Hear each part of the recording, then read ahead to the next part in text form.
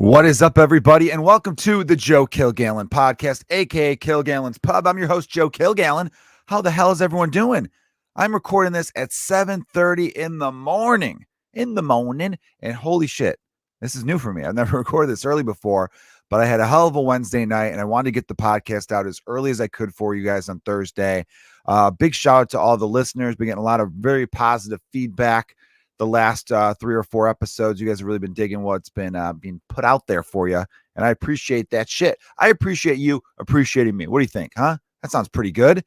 So yeah, thanks. And if you want to support the podcast, we got a Patreon. I just uploaded a Patreon bonus episode a couple days ago on Thursday and Tuesday. I did that. So patreon.com/Joe Kilgallon for as little as $3 a month. And for $9 a month, you get a co-executive producer credit on all the podcast clips that go on YouTube. Pretty sweet deal. All right, enough of the thank yous. Although I do have another thank you. Shout out to my guy, Gareth Reynolds. I opened for him last Sunday night at the Dent Theater in Chicago.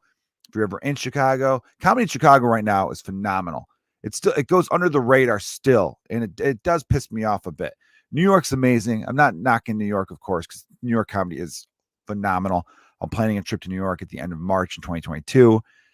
LA, I lived in for 3 years. Love LA. A lot of people don't like LA. I actually really enjoyed living in LA. But as far as like comedy goes, Chicago should always be uttered in the same breath as those two cities. Really more so than LA. As much as I liked LA, Chicago is just a better comedy town. These are facts, people. Facts. And so yeah, Gareth Reynolds is amazing, guys. The co-host of the Dollop podcast, way more popular than this one. And he's just a good dude, just a genuine good dude, good hang.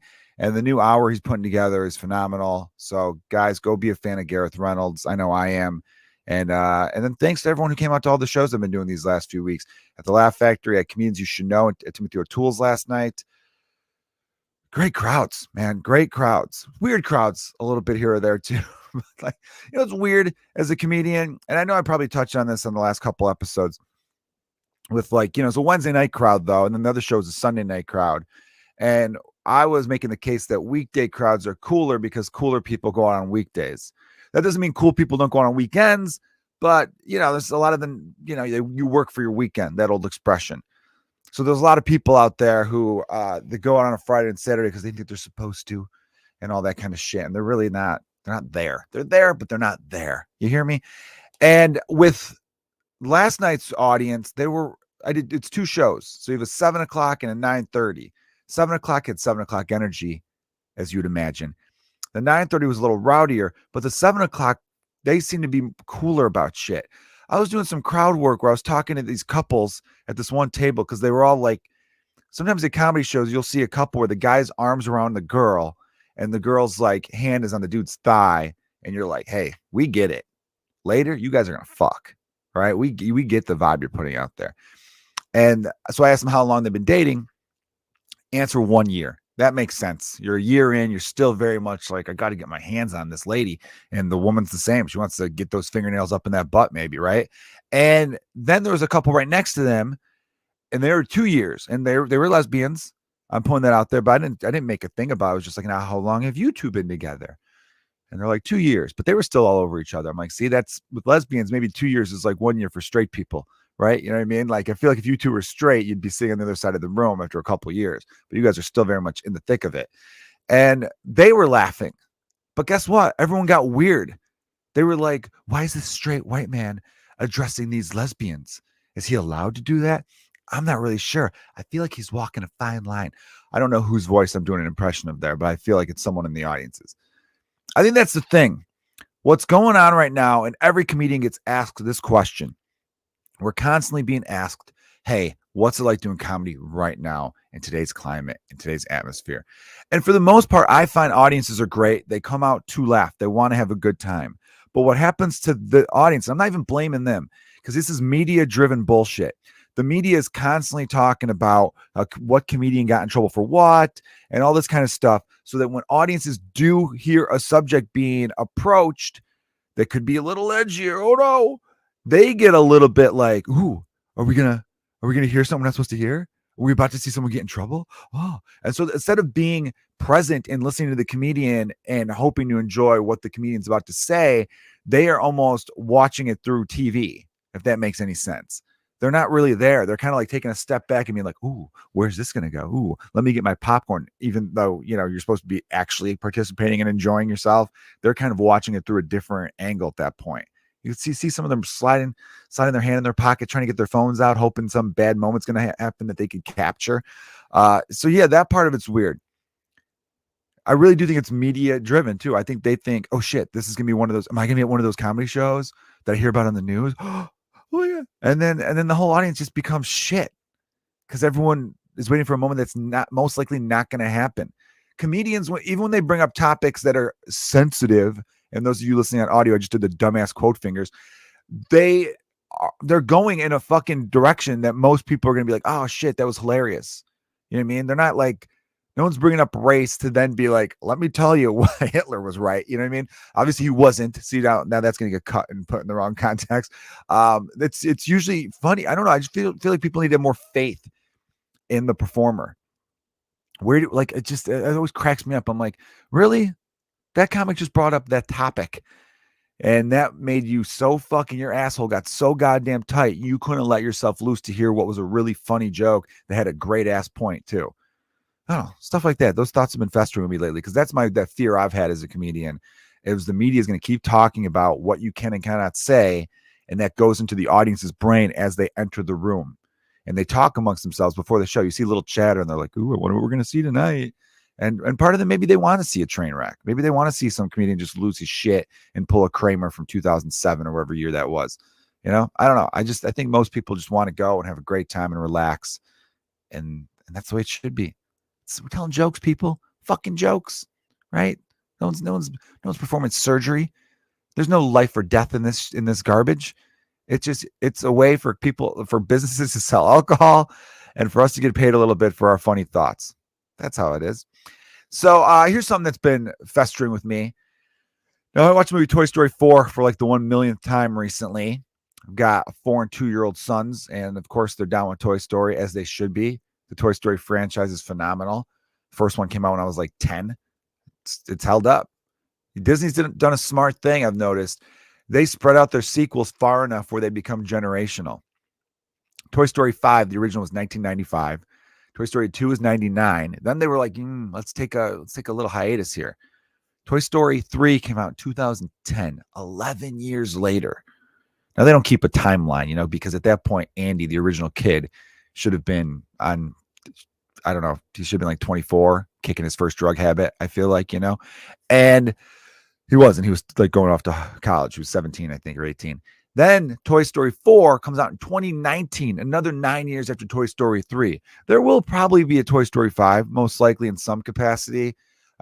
I don't know if they'll change the direction of whatever, but that'll be like 2028, 2029. And so what's happening there is that like people my age who grew up with the first two Toy Stories, fuck, that is a tongue twister, right? We are now taking our kids, because a lot of us are in our 30s now, we have little kids, and we're taking them to see Toy Story 4. Disney Plus has all the movies on there, and plus there's like shorts and little half-hour specials, all the good stuff. Toy Story 4 contains one of the worst characters in the history of cinema, and her name is Bonnie. That child, Bonnie, who's going off to kindergarten, sucks. She is one of the worst characters ever written. Oh, Joe, don't you think you're a little harsh on a little kid? No, fuck her. Okay? Think about this. At the end of Toy Story 3, the emotional journey we all went on in Toy Story 3. If you haven't seen Toy Story 3, click off this shit right now, because here's your spoiler alert. The whole concept, the whole plot of that movie is Andy hasn't played with all of his favorite toys in a long time, right? He became a teenager, went to high school, started getting boners, and that was it for Woody and Buzz. It happens. And they had been stuck in a toy box, and the whole purpose of a toy is to be played with. That's their life's purpose. They're trying to come up with ways to get Andy to play with them again, all that kind of stuff. And Woody's whole thing is like, well, if we have to go to the attic, we go to the attic. We're here for Andy, whatever Andy needs. And then, hey, maybe he'll have kids and he'll hand us down, right? All this kind of stuff. And so it's like a whole thing where the other toys are like, screw this. We got to move on to the next kid. We want to get out into the world. They go in the world. They end up at this daycare that's ran by these other crazy toys who are like dictator toys who are real dipshitty. They're this guy Lotso Hugging Bear, who has a real cool voice. I forget the actor's name, but he's a purple bear that smells like strawberries. Well, he is a piece of shit. Okay. Real prick. And he's just basically saying, hey, the really little kids are going to play with you guys. And the really little kids are fucking assholes. These are little kids at a daycare. They're like Tasmanian devils, right? They're just running around busting shit up. And Potato Head's like, I'm losing my pieces. And Buzz is like, this motherfucker keeps cracking my head off that railing over there. And I'm going to let him know I'm real just because fuck this noise. There's a whole lot of drama, right? And they're trying to figure out a way to get the fuck out of there so they could go into the other side of the daycare, which has the kids that are more chill and who know how to respect their toys. Long story short, Woody tries to break them out. All this kind of stuff happens. They end up almost dying. Literally, as the viewer, you think, am I about to witness the Toy Story character's death? How fucking traumatized am I going to be right now? Thankfully, they live. I won't give away that part. I guess I did. I said spoiler alert. Okay, I did. And at the end, Woody realizes it's time to let Andy go because Andy was going to take Woody to college where everyone else was going to be stuck in the attic. And he said, I'd rather stay together. So he dupes Andy, his original kid, into giving them to this kid, Bonnie, that Woody came across, whose mother ran the daycare. Woody snuck into her backpack. And he's like, this Bonnie's great. You guys are going to love Bonnie. And Bonnie gives Andy gives all these toys over to Bonnie. And he says something nice about each one. And Woody's the last one. And he was even like, how did Woody get in here? Woody's supposed to go to a college with me and sit on a shelf. Fuck. And then he sees that the girl recognized Woody. And so he's like, you know what? It's time to let you go, Wood. And he goes to hand off Woody. But he says first, he goes, Woody is special. Woody, you could tell he was like, and she's even looking at him like, man, this 17-year-old kid is really attached to this Woody. Maybe this is a fucked up thing and I shouldn't be part of it. But she was a little bitch of a girl. So she's like, no, I want Woody. Give me my cowboy doll. He gives her this speech. You take care of Woody. Woody's the fucking best, right? He almost wanted to say it through his teeth. Listen, you little fucking bitch. Do not fuck up Woody, okay? Anyway, now we're in Toy Story 4. And by the way, Andy's like fucking breaking down at the end, being like, thanks, guys. And then Woody's like, so long, partner. And he drives off. And it's just like, oh, fuck, man. It really pulls at your heartstrings. And then Bonnie in Toy Story 4, guess what she's doing, everyone? Ignoring Woody. Woody gets left in the closet. He's not being played with. Even Buzz was like, I'm sure she'll pick you tomorrow, buddy. And all these other old toys that were collecting dust, and they were like, you're part of us now. You're part of the piece of shit toy crew that no one wants to touch anymore. And I'm thinking, hey, Bonnie, the fuck did Andy tell you? Take care of Woody. Woody is the best, okay? And what do? You just leave him in the closet. You don't even fucking think anything about him. Ignores him. Woody is going to great lengths to find his purpose now that he's not being played with. She makes a toy out of a spork called Forky, and he's running around trying to save it. They go on a family vacation. Forky's all like, I'm a spoon. I don't want to be a toy. Forky's a dick. He comes around, but he's still like a fucking dick. All right. And lo and behold, at the end, I'm ruining Toy Story 4 now. Again, I gave you the spoiler alerts. He's off on his own, right? And she totally abandons Woody. Woody's in a better place as the viewer. You're supposed to be thinking, well, Woody's in a better place now. He reconnects with Bo Peep. That's not really a spoiler because she's all over the fucking movie posters for Toy Story 4. You see Bo Peep. And Bo Peep wasn't in Toy Story 3, everyone. So she comes back. They find her. And it still just breaks my heart because I imagine a scenario where Andy graduates from college. He goes back to live with his mom. They live a couple blocks away from this Bonnie girl. They're neighbors. Runs into Bonnie and is like, hey, how are the toys? Oh, you got Buzz, you got Jesse, you got Rex, you got the Potato Heads. This is wonderful. You got Slinky Dog. Hey, where's Woody? And she's like, I don't know. And then the mom's like, yeah, I think we lost him on a family vacation. And then he just looks at her and goes, you little fucking bitch. How? I told you to look after Woody. Woody's out there on his own. And now Toy Story 5 is Andy trying to find Woody out there. He doesn't find him. He becomes a heroin addict and he dies. And then Toy Story 6 is Woody reconnecting with Buzz and Jesse and the whole crew to go to Andy's funeral. And then they have to talk Woody out of not slitting Bonnie's throat. That's going to be the next couple Toy Story movies, just to let you guys know. So anyway, when it comes to worst villains in movie history, Bonnie from Toy Story 4/3, right up there with the worst of them. As far as the kid genre goes, Scar from Lion King, because that dude killed his brother and basically killed his nephew. And then apparently there's deleted scenes in which Scar was trying to bang Nala, who ends up being, little Simba's future wife. Dude was fucked. But Bonnie's right up there with him. And then there's obviously other evil characters like, in action movies. Like the dudes who took Liam Neeson's daughter in Taken. Those are some bad dudes. There wasn't a main guy, though. He was just going through a series of dudes. I guess that tells you what sex trafficking's like in the world. There's no main villain. There's a bunch of villains. And then, he found one guy's like, he killed him. And then he's like, well, who'd you sell her to? That guy's a bad guy too. I'm going to kill him. So it was just like, you got to kill a lot of people. Liam Neeson's like 68, still doing action movies. More power to him. Good for you, Liam. So yeah, Toy Story 4, that's something you guys got to think about. If I could shift gears a little bit here, shout out to my man, Farad Mohammed. I hope you're feeling better, buddy. Was in the hospital for a couple days, but I think he's out and doing well, which is good to see.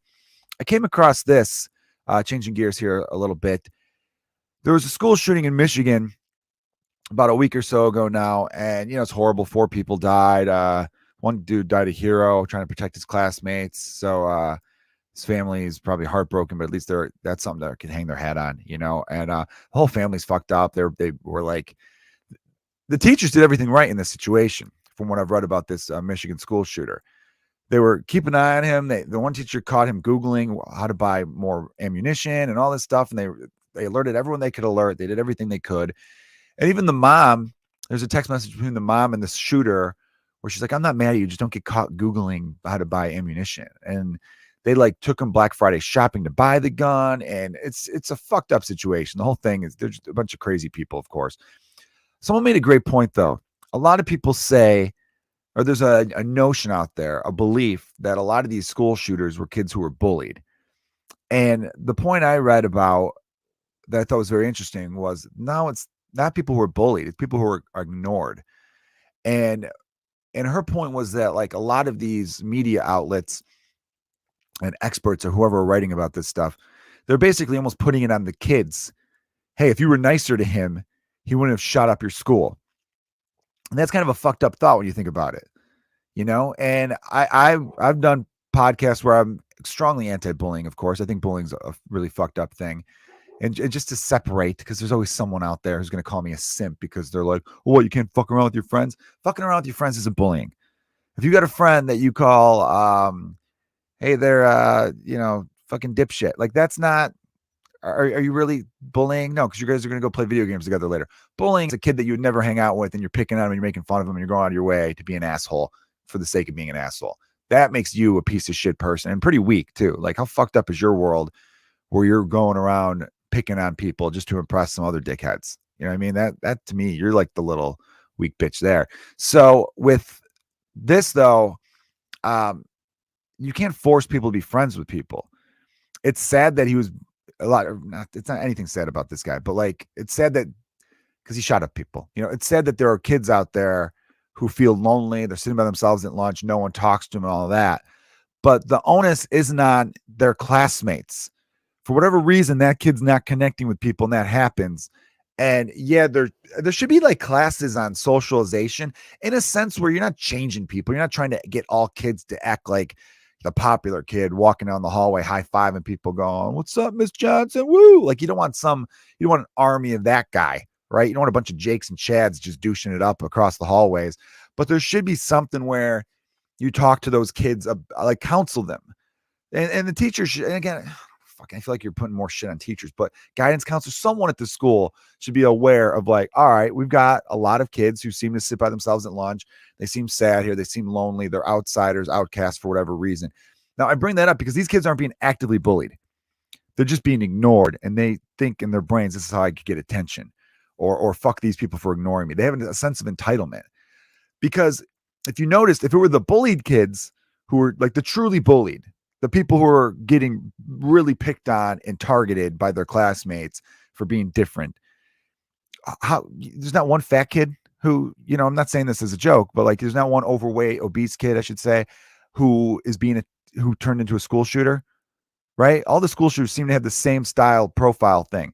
It's not I don't know, I've never heard of some gay kid who was picked on mercifully, fuck that word, right? Who was picked on relentlessly. There's the word I'm going to use. Guys, I'm recording this at 7 a.m.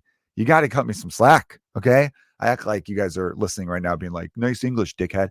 But it's a one-sided conversation. You know how it is. You never heard a story about like someone like that shooting up their school. People who are legit like made fun of for what, it seems like it's a lot of these loner kids who I feel like develop this kind of sense of like, well, you know what? Fuck these people. I don't know. That's not really being bullied. They're not actively being bullied. They're being ignored, which being ignored is sad. Everyone wants to be seen and heard, of course. You want to be, people want to be a part of something. Even people who are like, I don't like these kids. They're not into the things I'm into. You still don't want to feel like you're all alone in the world, right? So I think that's the new thing that people should try to take a closer look at going forward. I almost wonder, there's a lot of things we need to change about how we educate kids. Someone made a point once where it's like classrooms basically look the same today as they did 80 years ago. In the sense like you got the teacher's desk in front of the blackboard, rows and rows of desks, stupid bullshit inspirational posters on the wall that I don't even think really resonate with anybody anymore. There's some slight differences here or there. I know a lot more kids are having iPads. They're just downloading books onto iPads. That's like a new advancement. But I definitely think there should be classes in things that really will impact your life way more than certain subjects will. A high school class on, same. Well, also, why did they have the gym teacher doing this? I feel like a lot of this stuff about like sex ed and stuff, it's just some gym teacher where they're like, well, we got to give you something, read from the book. And it's some guy that normally blows a whistle who's also telling you, all right, here's some reproductive shit you're going to need to learn. And you're just like, oh God. So yeah, there needs to be something where, because the blame or the responsibility should not be on the students. If you're a student in high school, you got enough going on where you don't need to be eyeballing, being like, look at Tommy over there. He's been sitting by himself the last couple of weeks. All right, guys, we better go over. That'd be nice. That'd be nice if people were that aware, and like look after each other that way. But that's not natural. That's like, and again, it's blaming the potential victims of a school shooting to be like, what did you do to prevent yourself from being shot at by a classmate? That's fucked up, isn't it? To be like, what could you have done to make sure your own classmate didn't bring an AR-15 to school and start, I don't even know what the weapon was, but like start blasting away at you. That's crazy to think of. So I really do feel like guidance counselors seem like they just sit in their office all the time. Do they ever stroll the halls? I don't remember ever seeing my guidance counselor outside the office, unless maybe they're going to go take a leak or something. Like you'd see them going to the bathroom in the hallway, but like they should be walking around and really observing what's happening. And then when you see the lonely kid sitting down, you sit next to him and be like, hey, so how are things going? Like, I noticed you sit by yourself. Like, are kids picking on you? Then you find out a little bit. And then there's like, no one talks to me. It's like, okay, different thing now. You're not being bullied. You're just like, you just don't have any friends right now. All right, well, what are you into? You're into this? Okay, well, maybe we could start up a club. I bet there's some kids out there who are just like you, who also, are into Swedish porn or whatever the hell you're into. We could get a whole Swedish porn club going. You guys can get together, talk about how the Swedes like to bang, and that'll be a fun thing. And now you're laughing in the hallways, right? You're sharing inappropriate Swedish pictures, right? That could be fun. That could be fun. Now I'm wondering if there's a genre of Swedish porn that I've been missing all my life. That's something to take a look at. This isn't porn related, but I want to give a shout out to Instagram and Marvel, especially people who do TikToks about Marvel, for reminding me how beautiful Angelina Jolie still is. Now, I haven't seen the Eternals. I got to get on it because I'm a big Marvel guy. That movie just kind of slipped between the cracks. Shang-Chi and The Legend of the Ten Rings was amazing. That came out in like September. And then this movie came out early November. I had a bunch of shows and stuff going on. I haven't caught a moment, but I am going to see Spider-Man No Way Home opening day. Actually, I'm going to go to a matinee, as they say, and I'm pumped up for that. And then I got to find a way to see the Eternals before that one. So hopefully in the next week I could see Eternals. So thank you again, Instagram and Marvel, because Angelina Jolie is still all time. She's still all time. She is phenomenally hot. There was a video on Instagram where all the other Eternals characters were sitting down to have a staring contest with Angelina Jolie. And Kumail Nanjiani, who's in the movie, a very funny comedian and big time actor now, he started comedy in Chicago and actually was a really good dude to me. I was in my first year and he was in Chicago, just starting out as an open micer essentially. And he was like in his last year before moving off to New York, I think. And then he went to LA. A really good dude. I remember when he opened for Zach Galifianakis, he got me some tickets. Awesome guy. Lost touch with him over the years, but he's a guy when I bump into him, it's like, hey, how are you? When we catch up for a minute or two. I am name dropping a little bit, but he was the funniest in his reaction because he was setting it up and he was like, I could take her. And it shows like all the other people as he's like saying how he's going to try to win. And as soon as he sat down, he went, nope, and got right back up because she is phenomenally hot. Like, it made me think to myself, I can't think of any like bikini pictures of Angelina Jolie, but I know they're out there and I'm going to look it up. But on Instagram, when I was going to the Explore page, they keep going to these Angelina Jolie shots. And I forget, she's not as old as people think. She became like a star real early on in her early 20s, even like late teens, she was in some stuff. So even though she's been around for what feels like 3 or 4 decades, she's still like maybe 42, 43. I don't think she's much older than that, but she just has such like her features. And I know, Angelina Jolie's not for everybody, but I remember back in the day, a lot of my friends were like J-Lo and I was like, I'm Angelina Jolie. And these are things guys are going to talk about, right? We always have our favorites and all that kind of stuff. But I don't know. Angelina Jolie just did it for me. I like that little like line she has on her lower lip.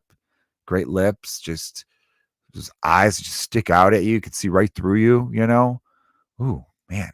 Angelina Jolie. Ooh, look at me. I'm like a 14-year-old boy. I'm smitten over here, everyone. I am absolutely smitten. And my wife knows I'm a big Angelina Jolie fan.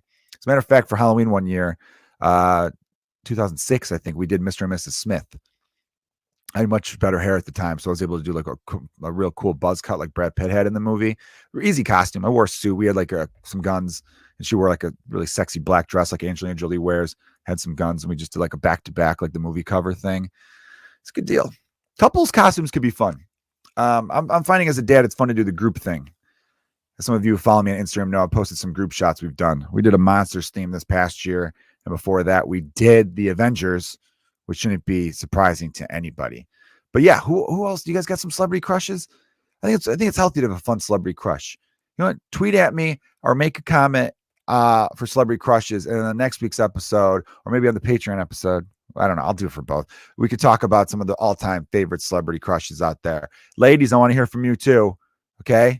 I don't want just, gay men. I got some gay men listeners, some lesbian listeners, non-binary, whatever you're into. Whatever gets you wet, whatever gets you erect, you fucking make a comment and let me know. We can have some fun with this. All right, that's been the podcast for this week. We are wrapping up into Christmas season. I'm going to have to have some fun like Christmas movie episodes or just talk about the season in general. And I got some comedy shows coming up. If you're in the Chicago area, I'll be performing at the Laugh Academy in Glenview on Friday, December 10th, I believe is the date there. It's probably going to be sold out by the time you heard this. Last time I checked, there's only like 3 or 4 tickets left. I don't even know why I'm plugging the show. Then after that, I will be at the Lincoln Lodge in Chicago on Saturday, December 18th. And that'll be my last show of 2022. I really wanted to soak up the holidays this year as much as I possibly could before going big in 2022. And we are going big in 2022, everyone. All right, you guys are the absolute best. Thank you for listening. Take care of yourselves. Have a great weekend. And as always, cheers.